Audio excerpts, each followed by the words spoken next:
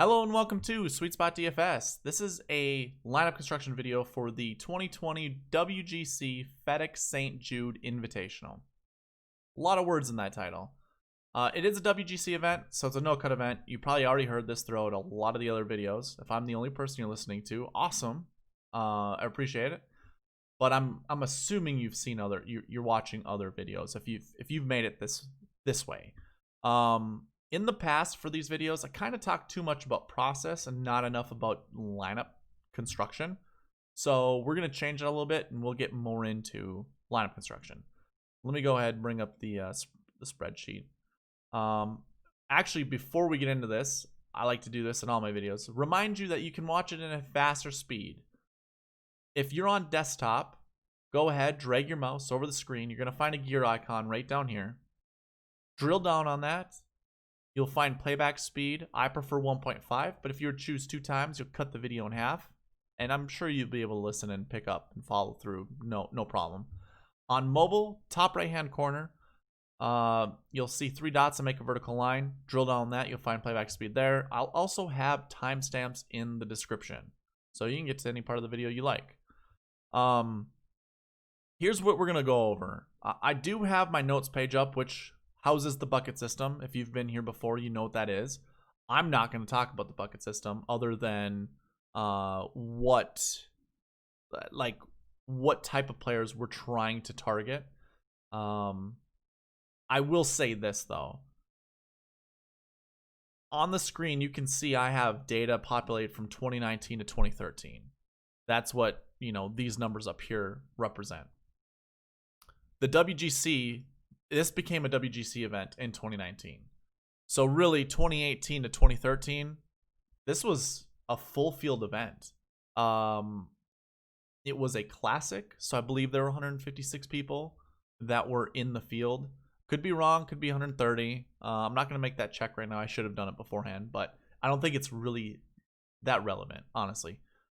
I just want you guys to know that I'm not sure how much I'm really looking at this. But actually, let me bring up a different thing. When I scroll down to the top 10, you're going to see numbers over here to the right. What I ended up doing is gathering all of the bucket systems from all the other WGC events that were stroke play. I didn't gather any of the match play events. So you're going to see, some of these numbers actually very close to each other. But for you guys to see how I did it, this is what I ended up doing. So this is top 10 finishing positions, and these are the ranges they fall in over from 2018 to 2013. However long that tournament lasted or is still going on. So like the WGC Mexico Championship has a lot of the WGC at Doral. I can't remember exactly which one that was called. It could have just been WGC Doral. I don't think so, but I don't remember. But I do have WGC Bridgestone. So, that went from 2013 to 2018. And then it changed into this tournament, the WGC FedEx. Also Mexico, HSBC, and of course St. Jude, the 1 year that we have. So I calculated all, or I should say, I gathered all that data, and then I calculated, put it in percentages so you can see. And basically why I did that is so we can kind of look at the buckets, because I am populating the buckets based off of these tables right here. But you can see it matches pretty darn close. I mean, this is still number 1. This is still number 2. 3, 4, and 5 kind of interchange a little bit. So typically your 3s would be up here under that 21 to 40. So at the St. Jude, we have it as a 5. And then your 4s would be this number right here, which is your 40 to 60 place finishes the year before. And then, I mean, you're not going to have many 80 plus. The only reason we do here is because we're taking in data from 2013 when there was a cut here. That 81 plus pretty much represents cuts and withdraws. So that's why you don't see a lot. So anyways, I would consider 1s golfers who did not play the year before That's still a heavy number. And then golfers that had a top 20. That will basically create 70% of your player pool. I should say, like,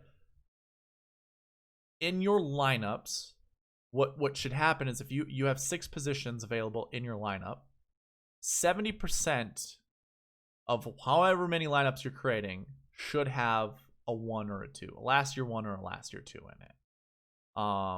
It doesn't matter if you have 6, golfers that are last year 1s, as long as you say even it out by then playing another lineup with just 1 last year 1 in it. You know how that goes, or 2. If you had 2 of them, then it kind of rounds out to that number. So, or last year 1 or last year 2. So if you understand what I'm getting at with that, that's all I'm talking about there. But yeah, definitely want to target golfers who didn't play the year before or got a top 20.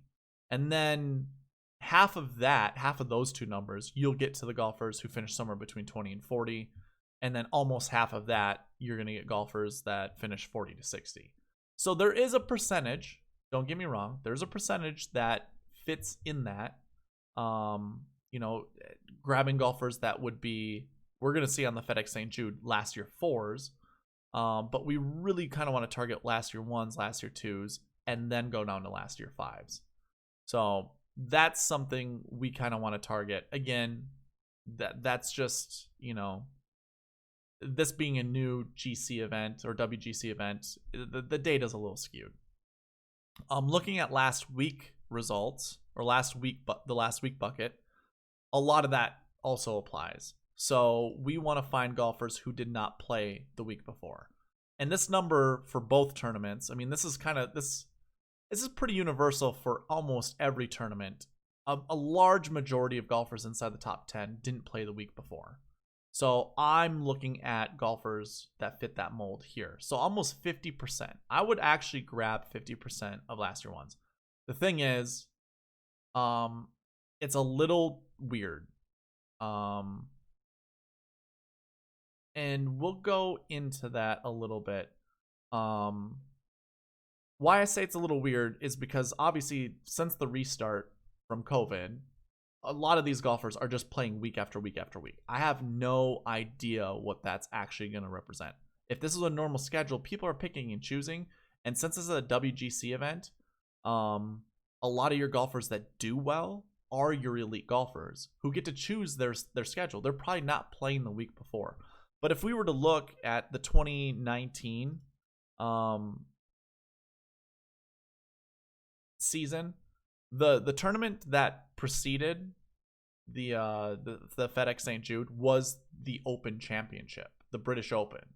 So a lot of your top guys were golfing there, and therefore a lot of the last week stats are a little skewed. Obviously, this was the first year that this was a WGC event, so we have to go to the Bridgestone, which is what replaced this. And we had the Canadian Open, the RBC Canadian Open, that preceded this one. The Open Championship, the British Open, was 2 weeks before this one. But obviously with schedule changes, that moved the Open, the WGC FedEx would then follow the Open. So it is a little tricky. I mean, I just like look at this, I mean, this isn't the result. This is just by salary. We'll get into that. But, the Canadian Open didn't have a lot of golfers that played prior to, or I should say didn't play in that tournament and then went to the Bridgestone. A lot of people took that week off.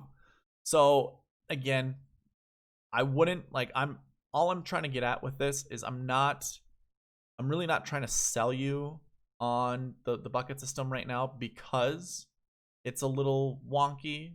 The season is unique.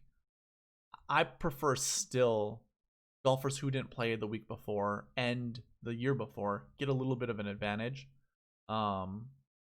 Plus, like, the player pool is always bigger with those type of buckets, regardless of if they didn't play the year before at a WGC event. That last year 1 pool is so big. I think there are like 30 newcomers this year, or I should say golfers who didn't play in the WGC event last year at this event. So, okay, so that was probably a longer explanation than needed, but I did want to go over the buckets just so you see. And I guess to circle back on this, we're trying to target golfers that didn't play the week before. And then follow that up with the next one would be golfers who have top 20. And then it just gets divided almost perfectly. So a way to read these numbers would be you would want to play twice as many did not play as the week before, at least twice as many, almost, well, 3 times as many than you would golfers who finished the top 20. So as we could see this, basically 3 last year ones, and then yeah, if you're trying to do the math perfect on this, it'd be like 3 last year ones, then 1 last year 2, and then you'd mix the next 2 with whatever other combination there is, or not combination, but whatever range there is. But you could, in a lot of your lineups, go 4 last year ones or last week ones, 1 last year 2, and then whatever, or go 3, 2, 1, and you can get the same thing, because the other last week buckets are almost half of what last year 2 is, or last week 2 is. I'm sorry. I mean, like, this is what I'm getting at. So 58%, 17 times 3 is 51. So obviously this number is 1/3 of that number. Well, this number is half of that number. This number is half of that number. So that would be the next one in line. That's kind of how I'm trying to get at with that. But anyways, again, I'm taking it with a little bit of a grain of salt, but I'm still kind of selecting players based off of that criteria. So that's one piece. So that's the bucket system, basically. I didn't explain the process, but I did tell you what players we're trying to target. So, I would say in most of your lineups, well, we can always refer back to this, but 50% of, I'd go with this number here. So how about this? 30. I'm going to write this down so I can remember to come back here. 35% last year ones, 35% last year 2s, and then 50% last week 1s, and let's go 20% last week 2s, and just keep those 2 numbers in mind. I'm gonna have to write one more down. 17% last year 5s, and I might as well write the next one, 10% of last year 4s. Okay. I'm not too concerned about the last week. Okay, so wrote those numbers down just so we have them. Here's the next piece of all of this. So when we're creating lineups, want to think of salary construction. And I did a deep dive on this, honestly. So I scroll down here, and I wrote out all the salaries of the top 10s. I shouldn't say wrote them out. I gathered all the salaries and I wrote them out. And why I did that is I wanted to see how many 10K and above golfers were basically in the top 3. How many of these golfers did we want in our lineup? And is a stars and scrubs approach, necessary? Or, well, necessary is the correct word. Okay, so what you see on the screen, I know it's, pretty dull with color. My apologies. I wasn't trying to make it look pretty. But if you see a light green color, that means they were in the optimal lineup. So you would have wanted those players. The golfers that are in yellow, those were in a winning GPP lineup, but not in the optimal lineup. So it was doable because the guy who won the GPP had that player in it. And then light red was not possible. So in 2018 at the HSBC, you could not roster 10-6 and 11-7 and find the optimal lineup. I mean, if we put these together and try to grab the next cheapest guys, we're at 52,100. So that's your top 10. And really, I'm trying to find golfers. You know, I want all 6 of my golfers in the top 10. In order to do that, you wouldn't be able to play someone who's 11-7. So just to keep that in mind. And I ended up just going the top 3. Now, mind you, a lot of these tournaments have 4 golfers that are inside the top 3. I just looked at the top 3. I didn't, fully go into each one of these lineups or each one of these salary leaderboards to see, which one, like if this 11-3 was in 3rd place, then, I should have included it. But I'm pretty positive that, I went through each one of these just to see what the lineup was. And I only had data for these tournaments, going back to whatever year I have it going back to. So Mexico, I have back to 2017. Bridgestone 2017, 2018. And St. Jude 2017 to 2019. We would basically ignore 2017 and 2018 because those were full field events. 2019 is the WGC. So when we look at this, really there's only one year. Well, 1 year that was in 2017, but this really doesn't count. That's the hard thing to do with the St. Jude tournament is these 2 don't count. But every single year we had at least 1 golfer inside the top 3 that was 10K or above. So I do want you to keep that in mind, because when we look at the salary for these golfers, we have 5 golfers that are 10K and above. If you were to think about it, you could lock up one of your positions just by playing one of these guys in that position. So if I bring up the lineup construction page, which is not zoomed in, my apologies. If we were to grab, these 5 guys, they would be locked up in this shoot. They would be locked up in this column. This column would just be those 5 golfers, which is great because really now you're only adding 5. And in all honesty, you could actually break this down to just a couple golfers. So this column could just be 1 or 2 golfers, depending on what your salary, or what your ownership, how much you want to own a certain golfer. So just keep that in mind because that is part of the strategy here. I'm going to go ahead and just leave that there and we can continue talking about these salaries. So now that you see it, 2018, the optimal lineup wouldn't have had anyone 10K or above, and neither would 2019 for the HSBC. Again, there were golfers who won the GPP, or I should say there were DFS players that won the GPP having a 10K or above golfer.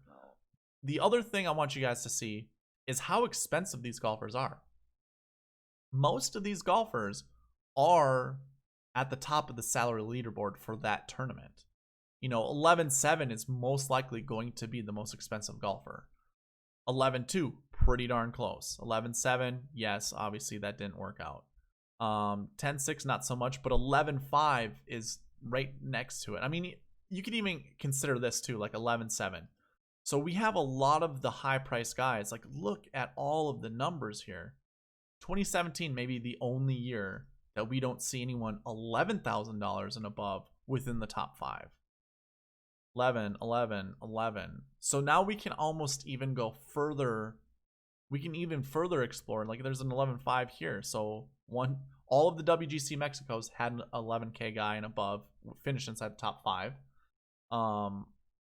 The WGC, HSBC, each of those years had one in the top 3.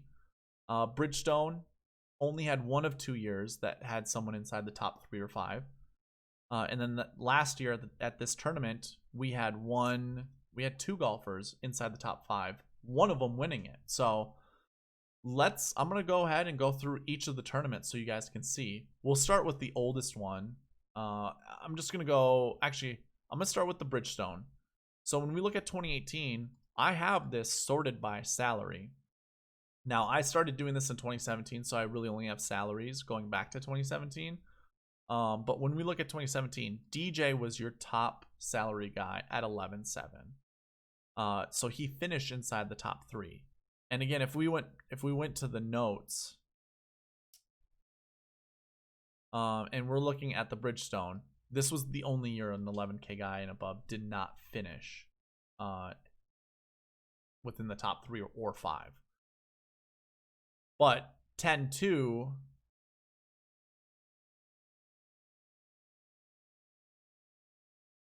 I have this wrong? Oh, I'm looking at 2018. What?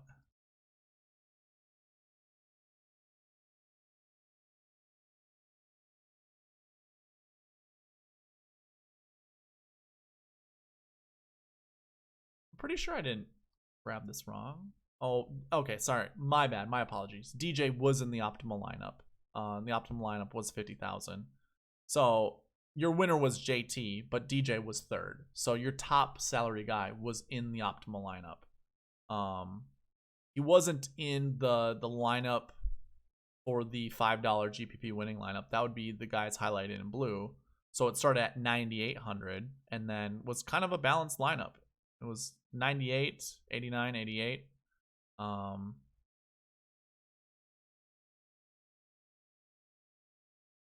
Yeah, you'd have to dig down here in the 6K range in order to actually fit like a Dustin Johnson, but it was doable. But that's good to know too, because if you are going to start 11.7, you probably have to dig in the 6K just to make your lineup feasible. So 2017, I have this again sorted by salary. Hideki Matsuyama at 10.2. Now this was the year where we didn't see anyone 11K and above inside the top 3. But Rory did finish 5th at 11.4.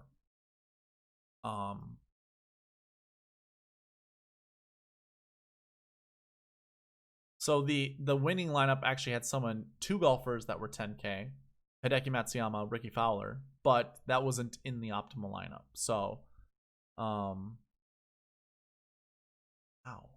I have this still by some. My bad. Don't mind this over here. I have not cleared out the formula for that one. Okay.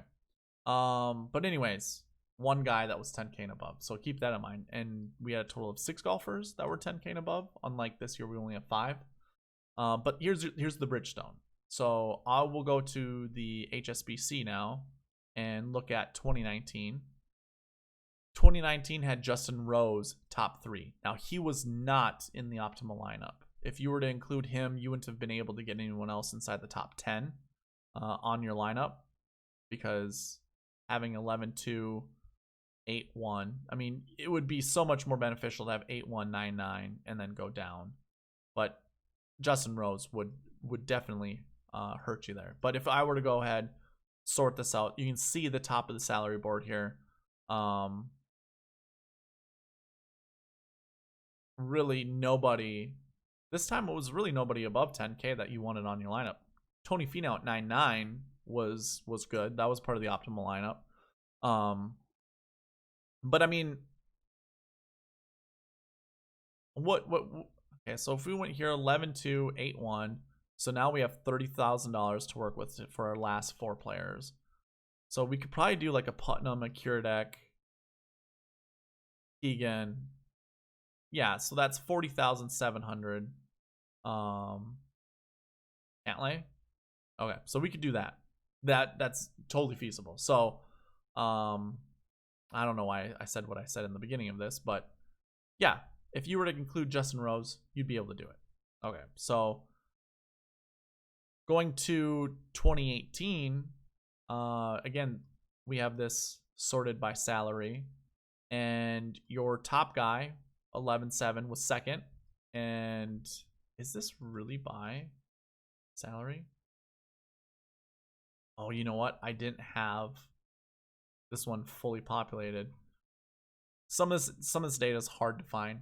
So a lot of it's me watching videos and looking at the salaries that were on the board for whatever those videos were, and then just populating them. But this is what I had. I could see this happening. I mean, there's 5 golfers that are 10K and above. But anyways, yeah, Justin Rose 10-6, DJ 11-7. In 2018, I'm pretty sure for HSBC, yeah, so wait, was that we were looking at 2018 HSBC?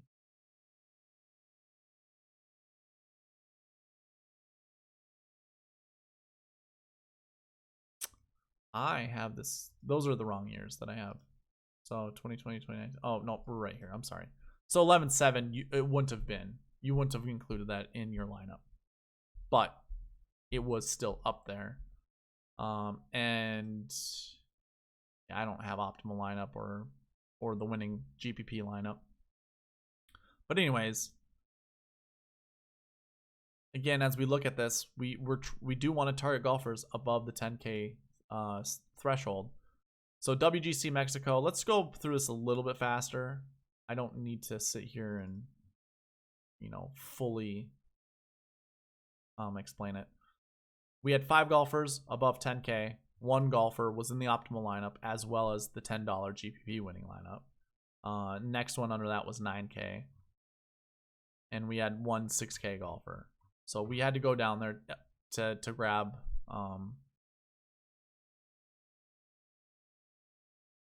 had to go down there in order to make the lineup work for the optimal lineup. So 10-6, 9K, 8-4, had to go down to 6K. 2019, Dustin Johnson was your winner. He was the 2nd most expensive golfer. So again, we have another guy 11K and above. This time we had 6 golfers that were 10K and above. And I mean, Rory at 11-1 finished 2nd. So 2 of your top guys. But obviously you wouldn't have been able to put those 2 together and make it work out for salary purposes. So it went from 11.5, dropped down to 85, and then 2 guys around 8K. We had a $7,400 golfer, and then dropped down to 6,700. I do remember this year. So 1 golfer below 6K in order to make an 11.5. I think that's just the way it's got to be done. You got to find your favorite golfers down in the 6K range. In 2018, we had Justin Thomas in 2nd place. Remember that one where he holed out? This went to a playoff between him and Phil. Obviously, Justin Thomas could have easily won this tournament, but obviously didn't. Still wanted him in, okay, so I must have not tracked this one. Do I have it on the notes under 2018? Nope. Well, that's unfortunate.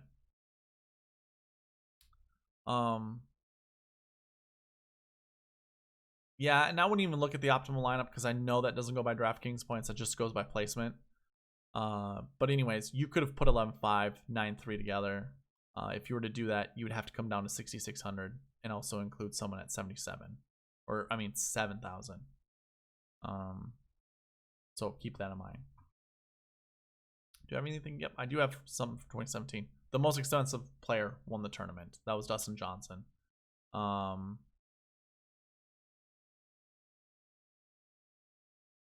mind the color schemes. This must have been me just messing around. This is before I started recording results from other tournaments. But anyways, 10-5, won the tournament. You do want the winner regardless. You get an easy 10 points more than 2nd place. You get 30 points more than 50th place. So it's definitely, like 20 more points than, was it like 10th place, something like that. So you definitely want a golfer winning, and 10-5, obviously we get that. Okay, so all of that was a long-winded going through salaries. Do I have another tournament to go through? The FedEx St. Jude, I suppose, in 2019. So Brooks won at 11.6. And he was your most expensive golfer. So coming into this with great form, finished 4th at the Open. So yeah, I mean, salary shouldn't really be a concern. You know, like I should say this: when it comes to the top guy, salary shouldn't be a concern. So if we are grabbing someone from the 11K, we do have to find someone in the 6K range that we like. Let's do that. Actually, I just went through bucket system, salary. Let's look at stats. I kind of did this in the preview video already. But let's just kind of refresh when it comes to that kind of stuff. If we were to look at 2019 DK page and look over in the column here, we're going to see, you know, a lot of our top salaried golfers or top stat wise golfers finish inside the top 10. If we were to sort just by stats, 11 was the highest, and that was Rory, who finished 4th. 3 guys who had 10, but really no one inside the top 10. We wouldn't have wanted that.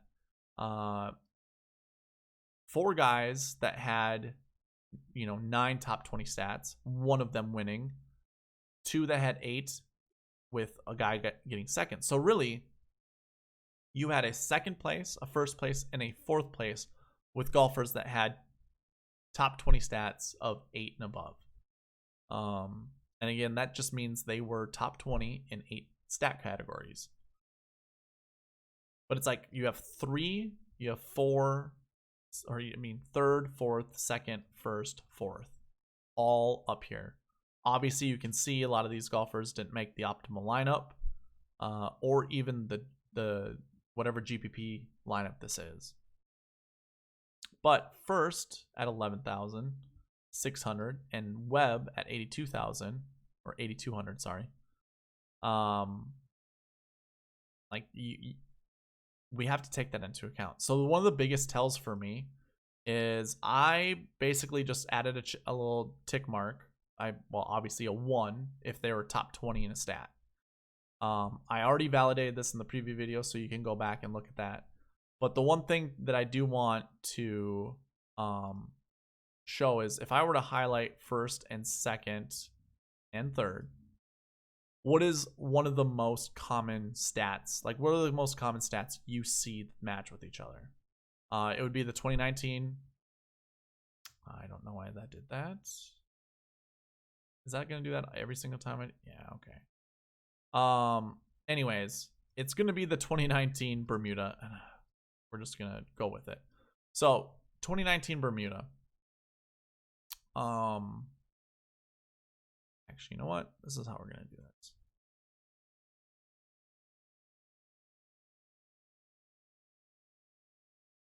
So we can just continue forward. All right. So 2019 Bermuda, that's one. Overall Bermuda, that's another. Do we see any other ones? Shots gain approach, and nothing else. So it's kind of a mix, but those 3 stats definitely stand out more than others. Here's another thing that stands out more than others. When we look at just, actually, if I were to go and now keep this in mind, okay? But if I were to go sort this by result, we're still going to see this. This is your top 10 leaderboard. It's exactly your top 10 leaderboard. All 10 of these golfers were top 20 in the Bermuda stat for 2019.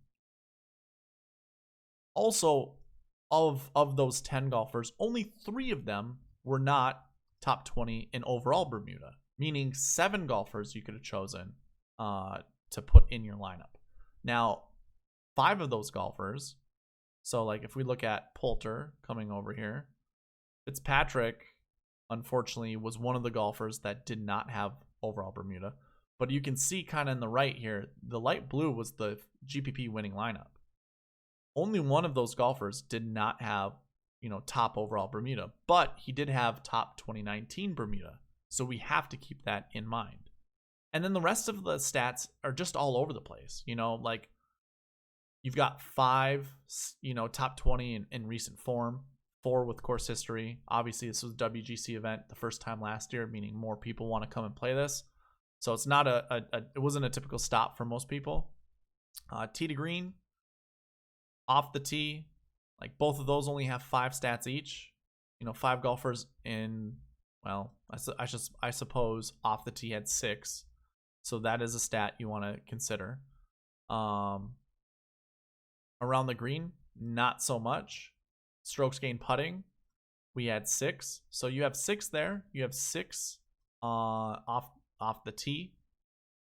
We don't have any more. Like, there are no other stats that have 6 or above. So like, we're looking for strokes gained off the tee, strokes gained putting. Just writing this down. So then when we actually go to create lineups, I'll have all this information. Overall Bermuda, and well, it'll be 2020 Bermuda. So what was like Matthew Fitzpatrick good at? He was good off the tee, around the green. He only had, where's his top? He only had 4 top 20 stats. So he was definitely an off the tee candidate. So off the tee with 2019 Bermuda, like that's where we could find a Matthew Fitzpatrick probably. Now this is just looking at 2019, and we shouldn't really get stuck looking at this kind of stat or these stats and having this be our end all be all. But it is interesting to look at. I mean, like, seeing something like this. I'm a big proponent for grass stats. Definitely want to consider the 2019 Bermuda stats. I'm not going to go over the numbers per se. If you want to screenshot this right here, this is your top 10 leaderboard. So right down to here, these are your top 10 golfers. If you want to screenshot that, go for it. But just letting you know, all of this represents top 20 stats. So if they were top 20 in a stat, that's what that represents. Okay, so then that's basically it for stats. I'm not going to talk anything more about stats. The last thing I want to talk about is pairing golfers up that are playing together. If we were to go back to the 2019 DK page, open this up, look at tee times together, you already see Brooks Koepka and Rory McIlroy. Now, obviously, you wouldn't have been able to play these guys together because of their salary, but having that, basically when you're paired together, it fuels you a little bit to play better, especially if the other guy is playing better. But you have, that's one tee time that that was paired together. I don't really see anyone else. I mean, I do see some times that are the same. Okay, never mind. Tommy Fleetwood, Mark Leishman, 7,600, 10-2. It might be beneficial to grab someone who is in the 10K range. Not so much grab, but look at somebody who, like Fleetwood had 7 top 20 stats. If we were looking at top 20 stats, maybe if we go from Fleetwood and we're like, well, who is he playing with? 7,600 would be pretty similar, Do we have anybody else? Just out of curiosity.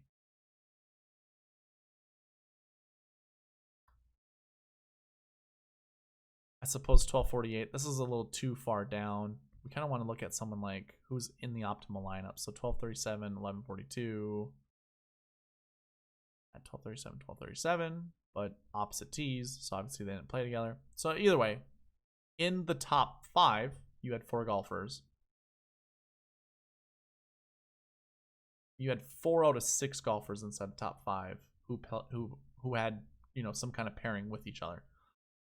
So I think I wouldn't like full dive in on it, but it's definitely something that is, I think, very beneficial when it comes to, I think these guys do thrive on it, and some of them actually, it kind of repels them a little bit. So anyways, that's the last piece to look at when it comes to creating these lineups. So one thing that I did already was in the preview video, I had talked about a couple lineups that I really liked. This being one, this being another, and actually I think it was mostly just talking about this one. And how did I get to that? Well, if we look at 2019, and we have this sorted by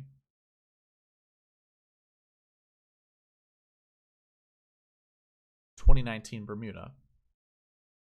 Basically, what I ended up doing was looking at this as a whole, like just looking at this whole thing and finding where all my optimal lineup golfers are. They're basically right in the middle. So I looked and I'm like, okay, Leishman, Poulter, two top guys right there. Let me go to 2020 DK. So if I were to do the same thing, I'm going to hide all of this. Go by 2020. Now, obviously in 2020, I've done this a little differently. So now we actually have it color coded. But if we did this and we looked at like where our first 7K guy is, it's like Leishman and Scheffler. Go to 2019, Leishman, Poulter. So like 76, 74, 77, 73. They equal out to be the exact same number. They were 1-3s. Both of them were 1-3s. We have a 2-1 and a 1-1. Like, it's a little bit different. A lot of this is because of the restart, but obviously not playing the week before is a huge bump up. So it's like, okay, interesting. So then we see Matthew Fitzpatrick at 77. It's like, okay, who's the next 7K guy underneath these guys? Well, it's Paul Casey. And Paul Casey is like a very popular golfer amongst the DFS industry right now. So, you know, I think it might be beneficial to play Casey. That, or you could pivot to Sungjae Im. I think that's doable. So it's like, okay, we have those guys there. I keep doing that, sorry. What's the next one? 11.6. Okay, do we have anyone that's 11,000 near there? Well, wouldn't you know? We have Rahm and we have Rory. Take your pick. So I basically started my lineups this way. I was like, okay, I'm going with Leishman and or Scheffler. Or I should say Leishman and Scheffler or Casey. Or sorry, Leishman and Scheffler or Casey. Rahm or Rory and Sungjae. So obviously when we come back to here, it's like, okay, Rahm, Sungjae. I ended up putting Paul Casey in there. And I did add Poulter, and you'll see why soon. But let me go back to one of the lineups I actually created. Why didn't I? So I don't have a Sungjae and Scheffler lineup. Okay, so Sungjae, Scheffler. Where's Leishman? Okay, Scheffler, Leishman, Sungjae. Perfect. Ian Poulter's right here at 74. So that was another one for me, where it was just like, okay, that's another 7K guy. So basically it was these two, this one and that one. So there's 4 7K guys right there. 1, 2, 3. I mean, Bubba was a 7K guy you needed on your lineup. And he's technically inside the top 20 for 2019 Bermuda. So that's where I was like, okay, if this is how, you know, it's going to happen, I'm going to go this way. Or we can transition from, or pivot from Poulter to Max Homa, because he's also top 20. Or, you know, any of these other ones, we could obviously pivot. So these are my 7K guys I'm going to work with. And actually what I'm going to do right now is we're going to create a player pool, which I unfortunately have not been doing in these videos, which I should be doing. And I'm just going to put those players over off to the side here. I do need to add these guys as well. They fit. So that's just one piece, right? If we went back to 2019, how many of the optimal lineup guys do we have? Well, actually, I have all 6 here. We have 2, 3, 4 7K guys, an 8,200 guy, and 11.6. Now, what you really could do with this 11.6 and 82 is when we come back to 2020, going too fast. Really, it could be Rahm or Rory, and instead of looking for an $8,000 golfer, we could look at a 78. So that's Casey. But then our next guy that's like 8K, near that 8K range, Gary Woodland. And that's why I have Gary Woodland up here in that first lineup. So this lineup works out, as does this one. Now, Abraham Answer, he wasn't anywhere on the top 10, but if I just scroll down a little bit lower, he's actually 22nd in 2020 Bermuda stats. So, and he's that close comp to Webb Simpson from last year. Obviously not, but he's very close.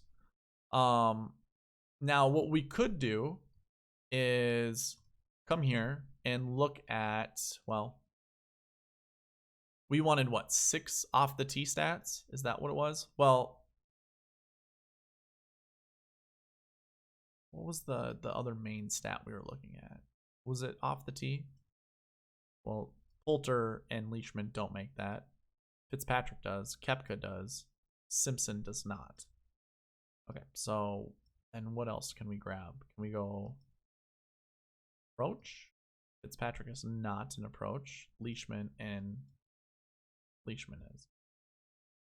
So we're really not seeing another one other than overall Bermuda.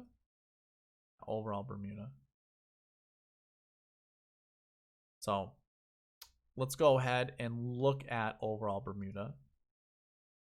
And, you know, we'll find more of those 7K guys. So in 2019, it's like Poulter, Leishman, obviously, Webb at 8,200, and Fitzpatrick was not. Okay. So really we had 4 golfers. So this could help us like really narrow down who we want. But I mean, like, we have Rahm and we're gonna have Rory. Easy, right? Those guys are gonna be there. And then we want to look at our 7K guys. So who do we keep seeing? You know, we see Leishman, Paul Casey, Ian Poulter, Sung J M, and Scotty Scheffler. So of the 7K guys, you know, like, those guys show up again. We went back to 2019 and looked at those golfers. So Leishman was 7,700 or whatever. So there's one 7K guy. Poulter was 7,400. He didn't have a 2020. Fitzpatrick was 7,700. Yeah, 7,700. So there's another 7K guy. And Simpson was actually 8,200, but that could easily be your Paul Casey, 78. If not, do we see Gary Woodland on here anywhere? Gary Woodland was what, 8,600? I do not see Gary Woodland.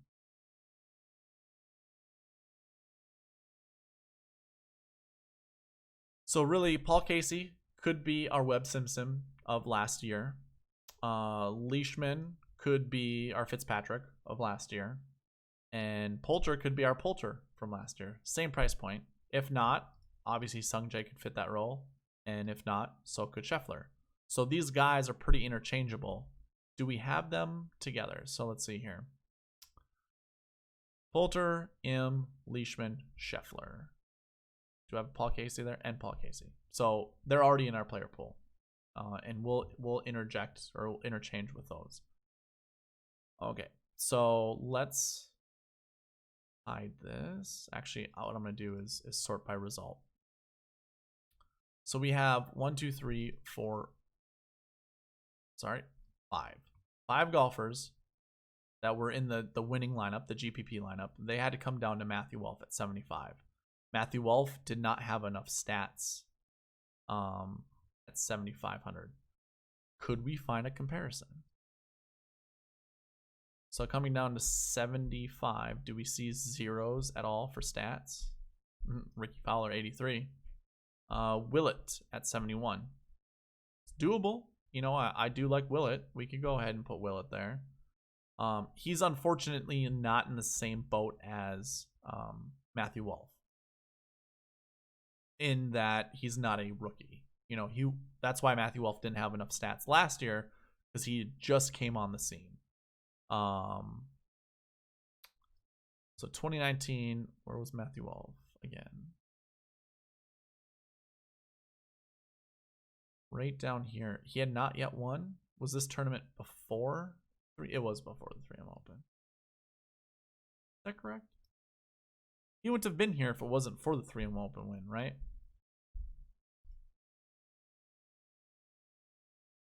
Yeah, 3M Open. But he had just terrible results prior to. Okay. Either way, that's a 24th place finish. Not something that we're really looking at or looking for. Your optimal lineup last year was 49,600. So having those golfers at the top here, you know, Watson was 7,100, 71, 74, 77, 76, 82, 11.6. So really, like, when we create something similar to that lineup, basically we could go, you know, start at 11.4. Actually, I'm going to copy both of these guys. We'd start something like this. You know, 11.4, 11.2. Now we have 7,700. Try to find our 8K golfer that, you know, resembles essentially Webb Simpson from last year.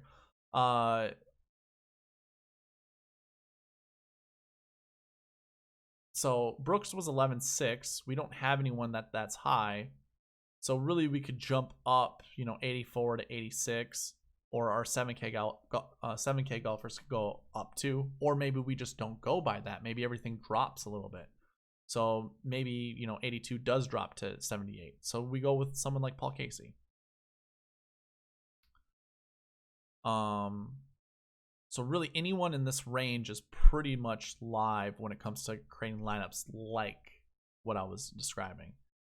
I'm also, again, looking at Bermuda. So like Sergio pops up. Is that what... I'm going to hide this. Is that what Simpson looked like? Yeah, he was top in both of those. So 70 point or 30.46. Simpson. Yeah, this isn't color coded like the other one. So we're Simpson here. Okay, so he was top 20 both.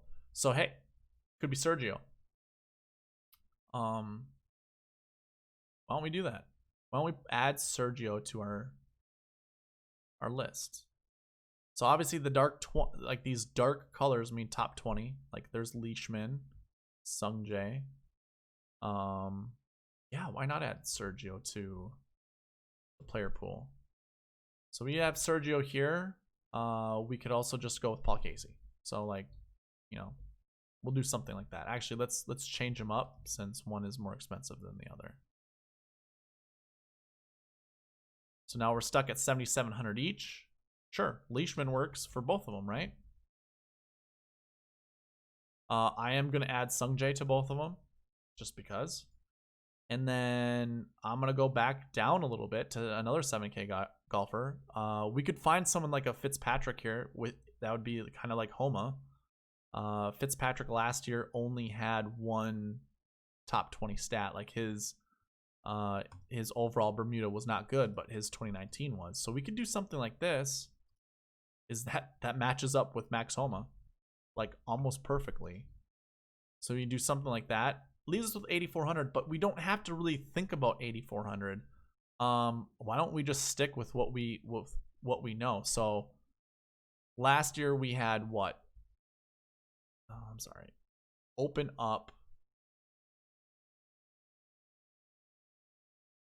this back up and look at our top guys. So Bubba was in the optimal lineup. Sorry. Bubba, Bolter, Fitzpatrick, it's Fleetwood.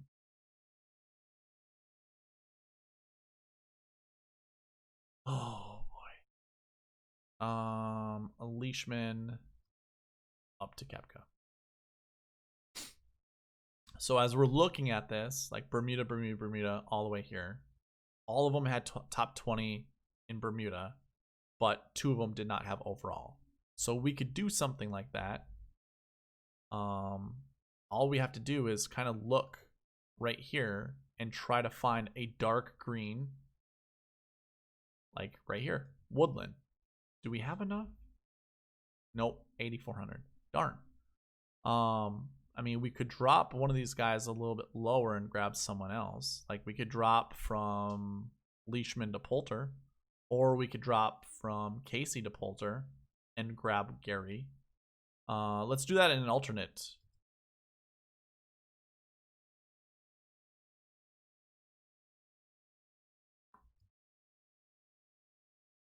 I'm gonna actually bring this down here.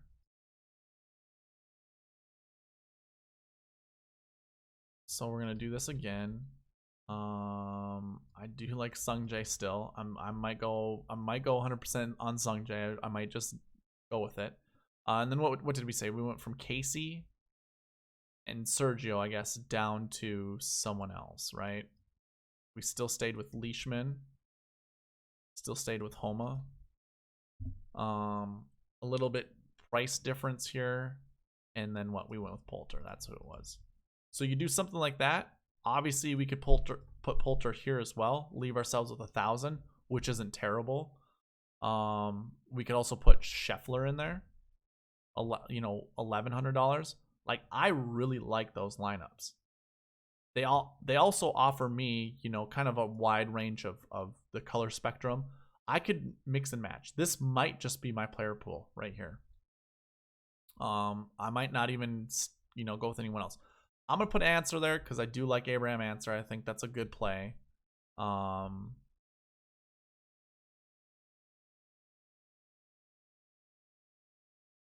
don't really. Well, I have to grab a 6K golfer. So the same thing's gonna apply. Like Bezuidenhout, not sure. Palmer actually would fit that 70 or 6,700.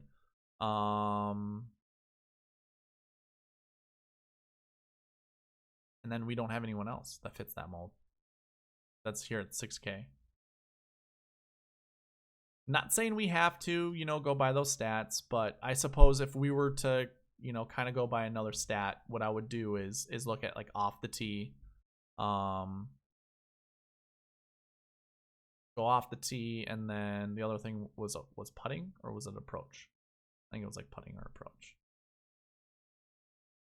So again, we're looking for dark green. So like Jason Kokrak, Cameron Champ. Those aren't bad players to put in the pool. You know, I mean, they can score in bunches.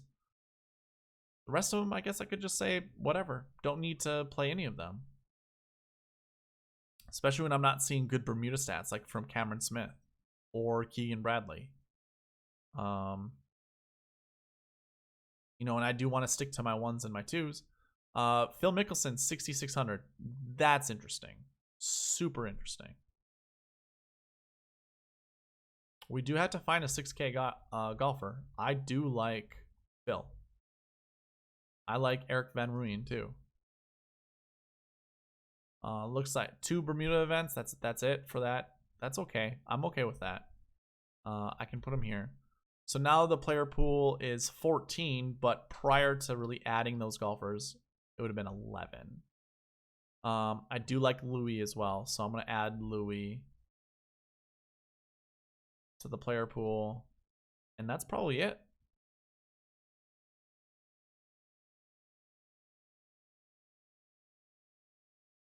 So I'm going to go back to the salary thing because there's one thing I didn't mention. I did this for top 10. You know, like I looked at all these numbers, just did a simple count. I mean, you can see the formulas I have in here. How many golfers in, you know, within this, you know, player pool right here. How many of them were 10K and above? Actually, it's 9K and above. I'm sorry, that shouldn't be there. So how many of them were 9K and above? We have 42. So that's 32% of that player pool that finished inside the top 10 at these WGC events.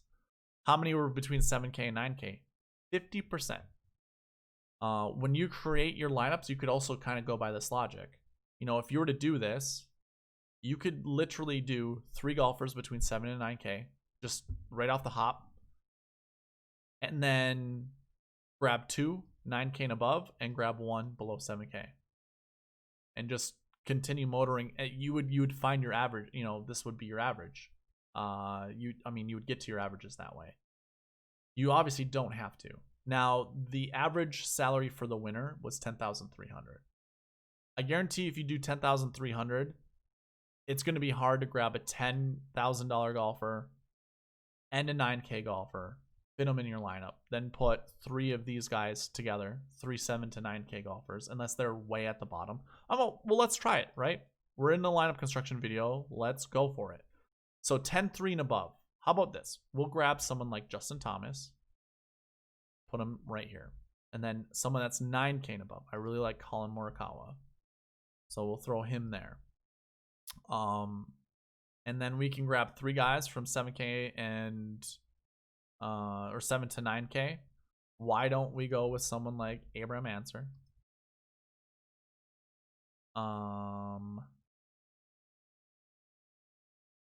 Really like Scheffler. And obviously I like Sungjae. So there are my golfers there. And then obviously we can grab Phil Mickelson. He was 6,600. So we can do something like that. That's a decent lineup. Obviously we can mix and match some of these. Abraham Answer was actually, fairly expensive. Morikawa wasn't, but when it comes to doing these lineups, obviously you can stick to whatever you found or you find to be basically whatever works for you. If I was to add one more thing to this, we're at an hour long, so obviously this has gone a little too long. I would say this: as I ran a model, and over here I have my sweet spot percentage. That's how much out of 100 lineups I want to roster a golfer. The top guy or the top guys were obviously all of these 1-1s. Ricky even finds his way up there, which is disturbing. Like, I don't know. I would probably want to run this again, but he's not top 20 in any stat, for swing stats, which is just, it's nuts. It's crazy. I don't know how I feel about it. But obviously, Daniel Berger, Colin Morikawa, Hovland, Answer, all great players. And that's kind of why I also like Answer here at the top. So, like, the model spits out these guys a lot because of what their bucket is, their buckets. Having a last year 1, last week 1 does do wonders. But Scotty Scheffler's up there. Here are my golfers that I was really into. John Rahm obviously was up there as well. I don't really see anyone else that was in that 7K range. I mean, Adam Hadwin pops up there, which is, pretty interesting.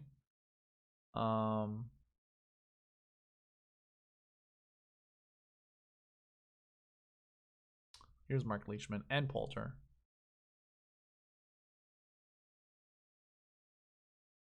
Could add Michael Thompson, the 3M winner or 3M Open winner. I do like Tyrrell Hatton. 97 is pretty expensive. Obviously, it could be a good price for him, but yeah. Here's Paul Casey down here. Only 5 lineups out of 100. That's interesting. Maybe I back off from him and don't play him that much if he's only rating out that much. Who did we talk about that's not even in this? Who's on my player pool? Poulter, Homa, Leishman, Scheffler, and Im. So those guys are all at the top. Scheffler, Im, and Leishman, and so is Poulter. So I'm guessing those 4 7K guys, I should just interchange those guys. I don't see Homa or Casey up there. I mean, Homa's probably down here at the bottom. 3 out of 100. And that's fine. So really, I think it's like, Im 75, Scheffler 73, Rahm or Rory, doesn't matter to me. They're interchangeable. Aram Answer, Leishman, and voila, Poulter. There we go. When it comes to that sweet spot percentage. Now, if all things were equal, that's what all things equal, the ATE here. All things are equal, it changes a little bit. We have Rory and John Rahm up here now with Abraham Answer and Sungjae. Like I am Sung Jae is just a guy I cannot not play. I'm gonna have to. I'm gonna have to play him a bunch of times. The rest of these guys, I'm probably just gonna mix in. But basically, you saw my player pool. I'm probably just gonna create lineups based off of those numbers, and I don't think it's silly at all. Those Bermuda stats are real. I know Berger has been a champion at this course before, but not being in the top 20 in Bermuda stats is kind of, I'm not sure how to feel about that. Now, I'll give him a little credit here. Like, Brooks is top 20 in Bermuda with 27.4. And he's overall 34.4. Top 20 in Bermuda. Here's Brooks down here. If I look at Daniel Berger, 42.44, 32.5. Pretty close, 32.5. Would this have been top 20 last year? Sure would have been. And 42, pretty close. So he'd been top 20 Bermuda last year for the 2019 season. So something to think about. Obviously, Colin Morikawa is up there in those stats. Hovland is not, which is interesting. He's been tearing it up recently, and guess what? Those aren't on Bermuda tracks. I would assume if he is, if you listen to everyone around the industry, they talk about how bad Hovland's short game is. Maybe it's just bad in Bermuda. And Bermuda's not easy to chip around. So he just had a lot of POA. He had a lot of bent, a lot of ryegrass in the roughs. So, like, maybe this is a course that Hovland doesn't do well at. Who knows? Maybe he's just riding so much of a heater, being one of the top guys with recent form, top 3, that he just comes in here and just smokes the field. Like, he obviously could. But the Bermuda stats kind of give me a little bit of a pause. But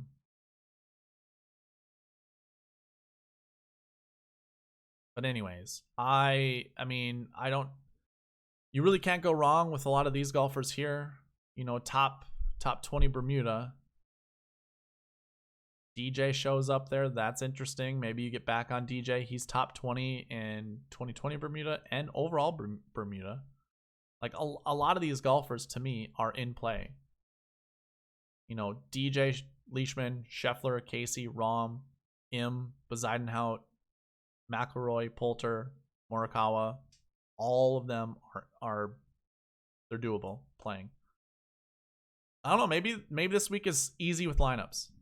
If all things hold true like this, maybe we're in for a big week. It'd be awesome. It'd be great. Definitely could use it. So anyways, I'm going to leave it at that. Hopefully you guys enjoyed it. We did talk a lot about construction theory. We went over pricing. We went over stats. We really didn't go over Tee Time Pairings.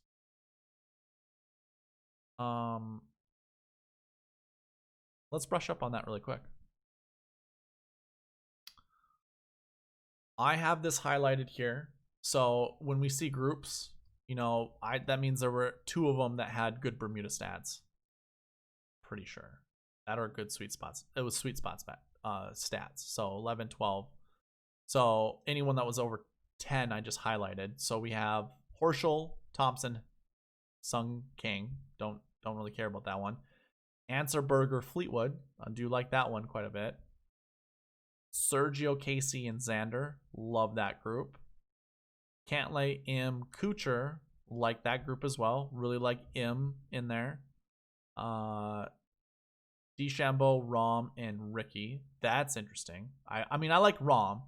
Don't care about the other 2, but maybe we mix some Rahm and Rickies together. When we're creating this lineup and we have John Rahm here, maybe we have, we put Ricky right here. I don't mind doing that in some of my lineups. He's 8,300. Simpson was 8,200 last year, so very similar. These colors that were in red means only one golfer was in that top 10 or 10 and above. So Leishman was that golfer, but not the other 2. So that's why it's highlighted in red. But Leishman, Nah, Oosthuizen. Here's a good one. Simpson, McIlroy, and Spieth. Now, Spieth could also be that same exact golfer that Simpson was last year. He's 81, so 81, 83. Obviously, those could do well. We only had one here, but we have Palmer, Scheffler, and Ruin, which I think is fantastic. I like all of those golfers. I find that to be a dynamite group. Fitzpatrick, Woodland, and Finau. It's a great group. Don't get me wrong. But I'm not on Finau this week. I'm also not that much on Fitzpatrick, but he does show up a little bit here. Another one that had one golfer that was high on the list was Hatton. He's paired with DJ and Shane Lowry, so it could be a decent group. Day, McDowell, and Wolf. Don't really care. Obviously, one of them showed up, and that was Day. Here's a good one: Morikawa, JT, and Matsuyama. Neiman, Willett, and JT Poston. It's okay. Willett is there. I like that. So maybe I'll pair him with Jaco Neiman. And maybe, you know, instead of like Scheffler, I couldn't do that. Instead of like Sung Jae, I could put Joaquin Neiman. So it still rates out. So that could be obviously a golfer I switch to. Sure, why don't I just put him in on the list? Yeah, I'm not gonna really play Poston. I could see an argument made to play him, especially if I'm already on Willett and Neiman, but whatever. The next group is Brooks Koepka, Patrick Reed, and Hovland. I think I might just stay away from that group altogether. Maybe I'll create one lineup or I'll create 2 lineups, 3 lineups, and have a combination of all of them, you know, differently. I like Ian Poulter, obviously. So if I want to jump down to the 6K range, having Cam Champ with an Ian Poulter lineup would probably be beneficial. Would like that. And then Adam Hadwin, Kisner, and Stenson. I don't know what to do with that group. I don't think I'd play any of them. We haven't seen Stenson doing anything. I'm probably going to stay away from Stenson. I probably won't play any. I'll play one. I'll always have a FOMO lineup somewhere there. But anyways, there we go. That's going to conclude it. I'm not going to go any further than that. That was the breakdown for Tee Times. Hopefully you guys enjoyed the video. And it was at least interesting, if not informational. Anyways, thank you guys for watching. Please leave a like, subscribe, comment, all that good stuff. And good luck this week. I will see you on the review video Sunday. Bye.